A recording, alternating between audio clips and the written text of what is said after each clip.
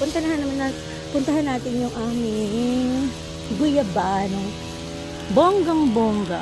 Ay, ang dami-dami talaga niyang bunga, in fairness, people of the world. Look at this. Bango. Kasi meron dito na kinain na ng ibon. Ayan, kinain na siya ng ibon. Ang dami niyang langgam.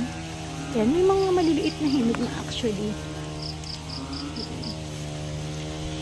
Ayan natin. Meron ditong nasa loob. Nasa na ba yun? Ayun. Teka, pitasin ko na. Thank you, guyabano. Ay. Oops. Ayan. Ay, may kain na ng ibon eh. Tapos, eto. Pwede ko na rin siyang pitasin. Wait. Sina natin.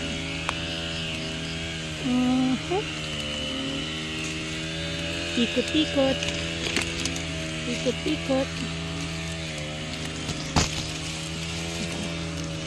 Ang hirap tumula tayong taghawak ng. Oops.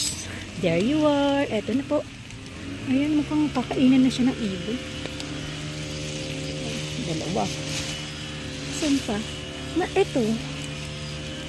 Pwede na to, no? Yan. Ikot natin.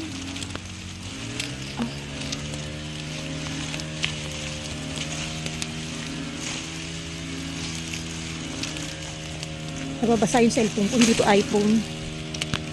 Ayan, so meron tayong lock. Ano pang pwedeng pitasin? Ang dami niyang bunga, maliliit. Tapos yung malaki, kailangan ko makita, baka mamaya yung tatakpan ng mga dahon. Yun.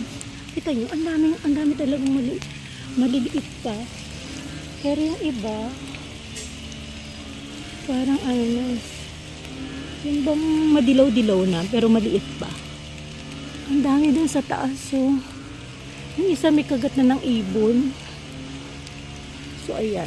So, guys, ayan yung guyabano namin, promise. Ang dami yan talagang bunga. Salamat sa ito parang pwede nang pitasin, maliit lang, pero pwede, kaso mataas eh. Okay. Thank you, guyabano.